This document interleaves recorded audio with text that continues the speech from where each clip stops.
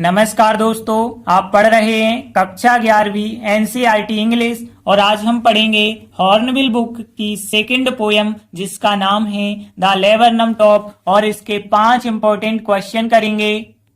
पहला क्वेश्चन ये करेंगे, दूसरा क्वेश्चन ये करेंगे, तीसरा क्वेश्चन ये करेंगे, चौथा क्वेश्चन ये करेंगे और पांचवा क्वेश्चन ये करेंगे। तो ध्यान से समझना। तो शुरू करते हैं। सबसे पहले हम देख लेते हैं इसके कवि कौन हैं। तो टेड ह्यूजेस इसके कवि हैं और ये किसके बारे में बात कर रहे हैं? द लेबरनम टॉप के बारे में बात कर रहे हैं। लेबरनम टॉप, लेबरनम एक पेड़ है जो अपनी भाषा में अमलतास का पेड़ कहलाता है। कवि हमें बताते हैं कि सितंबर महीना चल रहा है और दोपहर का समय है और दोपहर के समय में जो अमलतास का पेड़ है उसकी पत्तियां बिल्कुल पीली पड़ चुकी हैं और बीज जितने भी उसमें थे वो सब के सब गिर गए हैं। अब पूरा का पूरा जो पेड़ है बिल्कुल शांत और स्थिर खड़ा हुआ है। और फिर एक पक्षी आता है जिसका नाम यहाँ पे बताया गया है गोल्ड फिंच, यानी इसे सोन चिरैया भी कह सकते हैं अपनी भाषा में। तो एक गोल्ड फिंच पक्षी आता है और ठीक उसी प्रकार से आता है जैसे छिपकली आती है और ये सीधा पेड़ के मध्य भाग में पहुंच जाता है।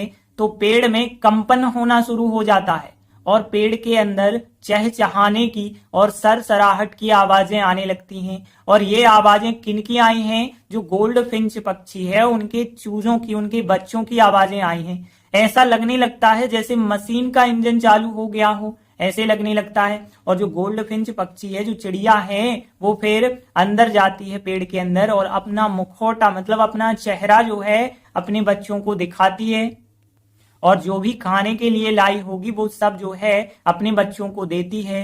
और उसके बाद जो है अनंत की ओर, अनंत मतलब आकाश की ओर निकल जाती है, यानी वापस उड़ जाती है। और जो लेबरनम का पेड़ था वो खाली हो जाता है, एकदम शांत हो जाता है। तो इस प्रकार से इस पोयम में बताया गया है। बाकी हम क्वेश्चन आंसर में डिस्कस करते चलेंगे। तो देखिए क्वेश्चन पहला है, what laburnum is called in your language. देखिए कॉल्ड मतलब कहा जाता है, लेबरनम जो पेड़ है उसे क्या कहा जाता है इन योर लैंग्वेज, आपकी भाषा में। तो हमारी भाषा जो हिंदी है उस हिंदी भाषा में हम लेबरनम को अमलतास कहते हैं। तो देखिए क्वेश्चन पूछा है लेबरनम को आपकी भाषा में क्या कहा जाता है और आंसर बताया गया है कि लेबरनम को हमारी भाषा हिंदी में हम क्या कहते हैं? अमलतास कहते हैं।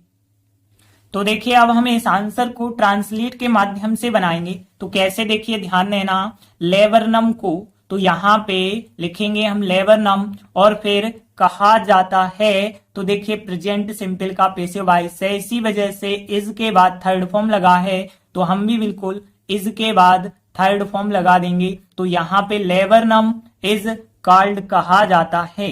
अब क्या कहा जाता है? अमलतास कहा जाता है। और इन मतलब में, इन मतलब हो जाएगा में, हमारी भाषा यानी अवर लैंग्वेज हो जाएगा और कोष्टक में आप लिख देना हिंदी। तो आंसर क्या बन गया? लेबरनम इज कॉल्ड कहा जाता है, अमलतास कहा जाता है इन अवर लैंग्वेज और कोष्टक में हिंदी। तो केवल आपको यहाँ पे अमलतास लिखना है। तो लेबरनम इज कॉल्ड और यहाँ अमलतास इन और फिर योर की जगह अवर लैंग्वेज और कोष्टक में हिंदी। तो बहुत सरल सा आंसर है। तो ये देखिए आंसर सब लोगों से बन जाना चाहिए, बहुत सरल है। अगला सेकंड क्वेश्चन देखिए, विच लोकल वर्ड। विच का मतलब है कौन सा, लोकल वर्ड यानी स्थानीय पक्षी। लोकल का मतलब है रद्दी से नहीं, लोकल यानी स्थानीय है इसका मतलब।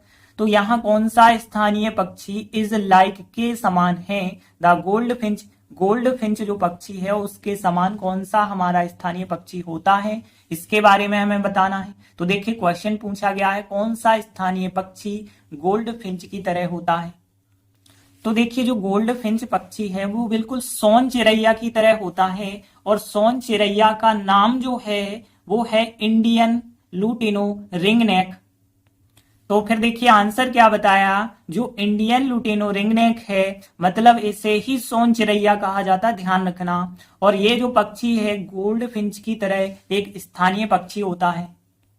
तो देखिए अब ये तो कोई नाम है तो नाम का ट्रांसलेट तो हम कर नहीं सकते, तो इंडियन लुटिनो रिंगनेक पूरा लिखेंगे और फिर इसके बाद सहायक क्रिया जो है इज यहाँ पे लगी थी, तो इज को हम यहां भी लगा देंगे। और इसके बाद देखिए गोल्ड फिंच को गोल्ड फिंच लिखा गया, की तरह या के समान लाइक लिखा गया, और स्थानीय पक्षी यानी लोकल वर्ड लिखा गया, और फिर एक यानी आर्टिकल ए लगा देते हैं तो लोकल वर्ड हो जाएगा। तो कैसे बनाएंगे देखिए, इंडियन लुटेनो रिंगनेक सबसे पहले सब्जेक्ट, फिर इज सहायक क्रिया, फिर लोकल वर्ड एक स्थानीय पक्षी है लोकल वर्ड, और फिर गोल्ड फिंच की तरह यानी लाइक द गोल्ड फिंच लिख देते हैं। तो बहुत सरल सा आंसर है, इंडियन लुटेनो रिंगनेक और फिर एज सहायक क्रिया और फिर लोकल वर्ड एक स्थानीय पक्षी है और लाइक द गोल्ड फिंच यानी गोल्ड फिंच की तरह। तो देखिए इस प्रकार से हमारा आंसर बन जाएगा। तो ये सरल सरल से आंसर हैं। वैसे ये दोनों क्वेश्चन बहुत कम पूछे जाते हैं, लेकिन फिर भी हमें इन्हें पढ़ना तो होगा। आगे बढ़ते हैं। ये तीसरा क्वेश्चन देखिए, टू भाट मतलब किस से इज द वर्ड्स मूवमेंट। देखिए मूवमेंट का मतलब होता है चाल, और फिर कंपेयर का मतलब तुलना करना, और कंपेयर्ड के साथ टू लगा है मतलब किसी से तुलना की जा रही है, और भाट यानी क्या चीज या क्या। तो यहाँ पे जो चिड़िया है उसकी जो चाल है उसकी तुलना किससे की गई है, और भाट इज द बेसिस का मतलब आधार होता है, फॉर के लिए द कंपेरिजन देखिए कंपेयर तुलना करना, लेकिन कंपेरिजन का मतलब केवल तुलना होता है। तो तुलना के लिए आधार क्या था, तो जो तुलना आप कर रहे हैं उस तुलना को किस आधार पे कर रहे हैं ये भी हमें बताना है। तो देखिए क्वेश्चन क्या है कि जो चिड़िया है उसकी चाल की तुलना किससे की जाती है, और तुलना का आधार क्या है, किस आधार पे आप तुलना कर रहे हैं। अथवा में भी ये क्वेश्चन पूछा जाता है, और अथवा में इस प्रकार से पूछा जाएगा क्वेश्चन। तो देखिए क्वेश्चन क्या है, अथवा में भी देख लेते हैं कि what was compared with the movement of the gold finch. देखिए अब यहाँ पे जो वर्ड थी, अब वर्ड की जगह गोल्ड फिंच लिख दिया है, बाकी क्वेश्चन वही है कि what was the basis for the comparison. तो यहाँ गोल्ड फिंच जो पक्षी है उसकी जो मूवमेंट है चाल, उसकी तुलना किसके साथ की जाती है, और जो है उसका आधार क्या है। तो देखिए क्वेश्चन एक ही है, चाहे ये आ जाए या फिर ये आ जाए, आपको आंसर एक ही लिखना है। देखिए चिड़िया की चाल या फिर गोल्ड फिंच की चाल एक ही बात है। तो यहाँ पे जब चिड़िया पेड़ के मध्य भाग में प्रवेश करती है तो बिल्कुल छिपकली के समान प्रवेश करती है। अब छिपकली से तुलना क्यों की गई है, क्योंकि जैसी छिपकली की चाल होती है बिल्कुल उसी की तरह गोल्ड फिंच पक्षी की चाल है, जो कि बिल्कुल अचानक है और सतर्क के साथ। जब चिड़िया अमलतास के पेड़ पे आती है तो बिल्कुल छिपकली के समान आती है, इसी वजह से छिपकली के साथ तुलना की गई है। तो देखिए आंसर बताया गया, चिड़िया की चाल की तुलना एक छिपकली की चाल से की जाती है। तुलना का आधार क्या है, क्योंकि छिपकली की चिकनी आकस्मिक यानी अचानक और सतर्क चाल होती है, और चिड़िया की चालें भी तो उसी के समान है जब वो अमलतास पेड़ पे आती है। तो देखिए अब हम इन तीनों लाइनों को ट्रांसलेट करते हैं। तो कैसे करेंगे, सबसे पहले तो आपको पता होगा छिपकली को हम लिजार्ड कहते हैं, तो लिजार्ड छिपकली को कहते हैं, और चाल को मूवमेंट कहा गया है, और तुलना करना जो होता है कंपेयर होता है। कंपेयर के साथ टू भी लगा सकते हैं आप, कंपेयर के साथ यहाँ विथ लगा है तो विथ भी लगा सकते हैं, मतलब दोनों सही है। इसके बाद देखिए छिपकली की चिकनी, अब चिकनी के लिए यहाँ पे जो लिखा गया है वो लिखा गया स्लीक, ध्यान रखना। तो यहाँ पे जो वर्ड आया है वो स्लीक वर्ड आया है, स्लीक हो गया। और आकस्मिक यानी अचानक, इसके लिए लिखा गया है एब्रप्ट, तो ध्यान रखना एब्रप्ट का मतलब है आकस्मिक यानी अचानक। और अलर्ट आप जानते ही हैं, अलर्ट यानी सतर्क होता है, मूवमेंट यानी चाल होती है। इसके बाद देखिए उसी के समान यानी द सेम यानी बिल्कुल वैसे ही, द सेम कहलाएगा बिल्कुल वैसे ही। और आती है, देखिए आना को वैसे तो कम कहते हैं लेकिन एक शब्द और होता है एराइव, तो एराइव लिखा गया है। और आती है प्रेजेंट सिंपल होगा तो एराइव हम लिख देंगे।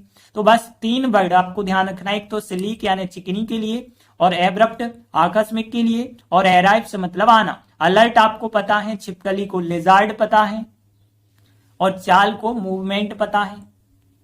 तो देखिए पहली लाइन यदि हम देखें, चिड़िया की चाल को क्या कहेंगे, द वर्ड अपोस्ट्रोफियस मूवमेंट कह सकते हैं। और फिर जो है आ लेजार्ड एक छिपकली, और की मतलब ऑफ होता है, और चाल को क्या कहते हैं, मूवमेंट कहते हैं। तो यहाँ पे भी हम लिखेंगे तो की के लिए या तो अपोस्ट्रोफियस लगा दें या फिर ऑफ लिखें, और ऑफ लिखेंगे ना तो the movement of a lizard लिखना पड़ेगा।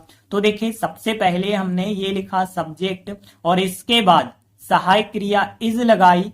इज सहायक क्रिया लगाने के बाद क्या लिखेंगे, सबसे पहले द वर्ड्स मूवमेंट इज सहायक क्रिया, फिर की तुलना की जाती है, की तुलना की जाती है। कंपेयर्ड था और कंपेयर्ड के साथ टू लगा दें या कंपेयर्ड के साथ विथ लगा दें, एक ही बात है। तो कंपेयर्ड के साथ जैसे हमने अभी लगा दिया टू, तो कंपेयर्ड टू मतलब चिड़िया की चाल की तुलना की जाती है। अब की तुलना यहाँ लिखा से की जाती, यहाँ लिखा, एक ही बात है। अंग्रेजी में तो एक ही जगह लिखेंगे ना, तो यहाँ पे the words movement is compared to और फिर the movement of a lizard, तो पहली लाइन का ट्रांसलेट हो गया फिर कि द वर्ड्स मूवमेंट इज सहायक क्रिया कंपेयर्ड टू या कंपेयर्ड विथ, एक ही बात है। और फिर the movement of a lizard.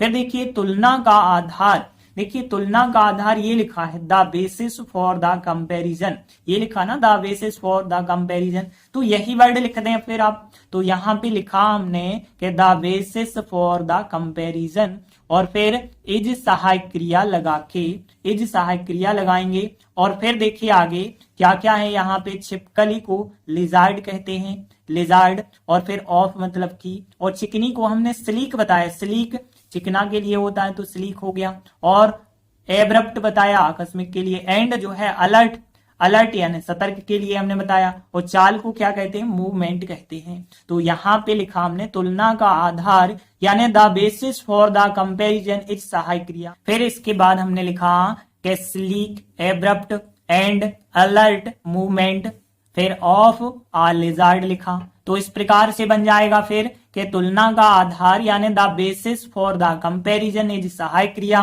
फिर स्लीक हो गया चिकनी के लिए, और एब्रप्ट हो गया, एंड अलर्ट हो गया, और फिर मूवमेंट ऑफ अ लिजार्ड हो गया। फिर आगे देखिए चिड़िया की चालें, तो चिड़िया की चालें यानी द वर्ड अपोस्ट्रोफी मूवमेंट्स हो जाएगा। यहाँ अपोस्ट्रोफी लगा देते हैं, ऑफ भी आप लगा सकते हैं, और फिर एग्जामर में से आर सहायक क्रिया लगाएंगे क्योंकि मूवमेंट्स कर दिया ना। तो द वर्ड्स मूवमेंट यानी चिड़िया की जो चालें हैं आर द सेम उसी के समान होती हैं, द सेम यानी उसी के समान होती हैं। वैन यानी जब वह अमलतास पेड़ पर आती है, देखिए वह को चिड़िया है तो सी भी लिख सकते हैं आप और इट भी लिख सकते हैं। यहाँ हमने इट लिखा है, तो वैन इट जब वह अराइव्स आती है, अराइव्स आती है, फिर ऑन द किस पे आती है, लेबरनम ट्री पे आती है, तो ऑन द लेबरनम ट्री लिख देते हैं। तो यहाँ पे द वर्ड्स मूवमेंट्स जो हैं यार द सेम उसी के समान होती हैं। व्हेन इट जब वो अराइव्स आती है, ऑन लगा के अमलतास के पेड़ को क्या कहते हैं हम, द लेबरनम ट्री कहते हैं। एक बार आंसर रिपीट कर लेते हैं। तो द वर्ड्स मूवमेंट इज सहायक क्रिया और फिर कंपेयर्ड टू या कंपेयर्ड विथ भी लिख सकते हैं। The movement of a lizard और फिर तुलना का आधार यानी the basis for the comparison is सहायक क्रिया और फिर sleek, abrupt and alert movement of a lizard और फिर द वर्ड्स मूवमेंट्स आर सहायक क्रिया और फिर द सेम उसी के समान होती हैं। व्हेन इट जब वह अराइव्स आती है ऑन द लेबरनम ट्री। तो देखिए इस प्रकार से हमारा आंसर बन जाएगा और ये क्वेश्चन अच्छे से ध्यान रखना, ये इंपॉर्टेंट क्वेश्चन है। इसके बाद अगला चौथा क्वेश्चन है, why is the image of the engine evoked by the poet. देखिए यहाँ पे इमेज यानी छवि और इवोक करना यानी उत्पन्न करना, तो यहाँ पे कवि के द्वारा इंजन की छवि क्यों उत्पन्न की गई है, ये है क्वेश्चन। तो देखिए क्वेश्चन क्या है, कवि के द्वारा इंजन की छवि क्यों उत्पन्न की गई है। देखिए अब यहाँ पे बात तो चल रही है पोयम की, मतलब यहाँ पे चिड़िया की, गोल्ड फिंच की बात चल रही है और उसके बच्चों की, अमलतास के पेड़ की बात चल रही है। अब यहाँ इंजन कहाँ से आ गया, तो यहाँ पे कवि ने तुलना करने के लिए इंजन का प्रयोग किया है। इंजन की छवि जो उत्पन्न की है कवि ने पोयम में, वो तुलना करने के लिए उत्पन्न की है, क्योंकि पता है कि कोई भी मशीन को चलाना है यदि, तो इंजन की जरूरत होती है। इंजन उसकी ऊर्जा का स्रोत होता है। उसी प्रकार से ये गोल्ड फिंच जो पक्षी है वो भी अपनी फैमिली के लिए ऊर्जा का एक स्रोत है, क्योंकि वही तो अपनी फैमिली के लिए खाना लाता, जो उसके छोटे छोटे बच्चे हैं उसके लिए खाना कौन ला रहा है, वही पक्षी ला रहा है, तो वही हो गया ना ऊर्जा का स्रोत। उसके जो बच्चे हैं वो उसके बिना जीवित नहीं रह सकते हैं। जैसे मशीन जो है इंजन के बिना काम नहीं कर सकती है, वैसे ही उसके बच्चे जो हैं उसके बिना जीवित नहीं रह सकते हैं। इसी वजह से इसी तुलना को दर्शाने के लिए कवि ने इंजन की छवि को उत्पन्न किया है। तो देखिए आंसर क्या बताया गया, इंजन मशीन को चलाने के लिए ऊर्जा का एक स्रोत होता है। वह पक्षी भी अपने परिवार के लिए ऊर्जा का एक स्रोत है, और चिड़िया के बिना उसका परिवार जीवित नहीं रह सकता है, जैसे कि इंजन के बिना मशीन काम नहीं कर सकती है। अब देखिए हम इन लाइनों को ट्रांसलेट करते हैं। तो सबसे पहले तो मीनिंग देख लेते हैं कौन कौन सी मीनिंग कठिन है। तो सबसे पहले देखिए सोर्स, आपको पता होगा स्रोत के लिए सोर्स कहते हैं, एनर्जी ऊर्जा को कहते हैं, और मशीन को मशीन ही कहते हैं चलाने के लिए। यहां पे ध्यान देना, चलाना को रन लिखा गया है, टू रन का मतलब है चलाने के लिए, ठीक है। मशीन को रन करना पड़ता है यानी चलाना पड़ता है, तो यहाँ रन लिखा गया है, तो टू रन ध्यान रखेंगे। एनर्जी आपको पता है, सोर्स आपको पता है, और फैमिली हमें पता है, द बर्ड यानी वह पक्षी, और भी के लिए यहाँ पे TOO लिखा गया है, टू। ध्यान रखना TOO वाला टू होता है, इसका मतलब होता है भी। आल्सो का मतलब भी होता है, लेकिन यहाँ पे टू लिखा गया है। और देखिए यहाँ ऊर्जा को फिर एनर्जी लिख देंगे, आ सोर्स एक स्रोत, और फिर चिड़िया के बिना, देखिए के बिना को क्या कहा जाता है, विदाउट कहा जाता है, ठीक है ना। तो विदाउट का मतलब होता है के बिना, और फिर परिवार को फैमिली कहते हैं, जीवित नहीं रह सकता। अब जीवित रहना को एक वर्ड लिखा गया है सरवाइव, ध्यान देना, सरवाइव करना मतलब जीवित रहना, जीवित बने रहना, तो सरवाइव हो जाएगा जीवित रहना। और फिर आगे देखिए, जैसे कि जो है इंजन के बिना मशीन कार्य नहीं कर सकती है, कार्य करना को वर्क कहते हैं, और जैसे कि के लिए एज कहा जाता है, एज यानी जैसे कि, और सरवाइव हो गया यानी जीवित रहना, टू रन यानी चलाने के लिए, और टू TOO वाला टू जो है इसका मतलब है भी, और विदाउट यानी के बिना। तो 3-4 वर्ड ही तो हैं, और ये वर्ड बहुत सरल हैं जो कि आपने पहले पढ़े भी होंगे। अब हम देखते हैं पहली लाइन, देखिए इंजन जो होता है मशीन को चलाने के लिए ऊर्जा का एक स्रोत होता है, तो यहाँ इंजन को द इंजन लिखेंगे, फिर इज सहायक क्रिया लगा के द इंजन इज सहायक क्रिया, फिर क्या लिखेंगे, आ सोर्स यानी एक स्रोत होता है, आ सोर्स एक स्रोत होता है। देखिए होता है मतलब इज सहायक क्रिया, तो the engine is a source of energy, और फिर टू रन चलाने के लिए, और फिर आ मशीन यानी एक मशीन को चलाने के लिए, तो द इंजन इज सहायक क्रिया, आ सोर्स एक स्रोत होता है ऑफ एनर्जी ऊर्जा का, टू रन चलाने के लिए, आ मशीन यानी एक मशीन को चलाने के लिए। फिर आगे देखिए वह पक्षी भी, यानी द बर्ड लिखेंगे हम उस पक्षी को, तो द बर्ड, और यहाँ पे टू लिखेंगे, लेकिन आपको पता है सहायक क्रिया तो इज लगाएंगे, फिर बाद में लिखेंगे TOO वाला टू, क्योंकि सहायक क्रिया के बाद लगता है, ये ध्यान रखना। तो द बर्ड इज टू, और फिर इसके बाद आ सोर्स ऑफ एनर्जी, और फिर इसके बाद के लिए को फॉर लिख सकते हैं, या टू भी लिखा जाता है, और अपने परिवार को। देखिए यहाँ पे पक्षी है और पक्षी का अपना, देखिए पक्षी को आप यहाँ जो चिड़िया है उसे सी भी माना जा सकता है और इट भी माना जा सकता है, तो यहाँ पे इट्स फैमिली लिखा गया है, फिर तो इट्स फैमिली यानी उसका परिवार, उस पक्षी का परिवार। तो द बर्ड इज टू, और फिर आ सोर्स ऑफ एनर्जी फॉर के लिए, और इट्स फैमिली यानी उसके परिवार के लिए। फिर देखिए चिड़िया के बिना यानी विदाउट द बर्ड, यानी चिड़िया के बिना, पहले आएगा विदाउट क्योंकि प्रीपोजिशन आती है पहले, तो विदाउट द बर्ड यानी चिड़िया के बिना, और इट्स फैमिली यानी उसका परिवार। तो विदाउट द बर्ड चिड़िया के बिना, और फिर इट्स फैमिली यानी उसका परिवार। तो सबसे पहले इतना पूरा लिखा हमने, विदाउट द बर्ड चिड़िया के बिना, इट्स फैमिली उसका परिवार जीवित नहीं रह सकता है।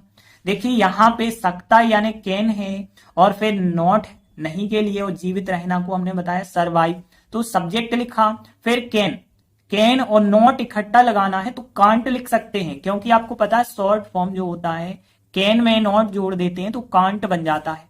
तो यहाँ पे कांट यानी नहीं रह सकता है, और सरवाइव यानी जीवित रह सकता है। तो देखिए यहाँ पे विदाउट द बर्ड चिड़िया के बिना, इट्स फैमिली उसका परिवार, कांट और सरवाइव जीवित नहीं रह सकता है।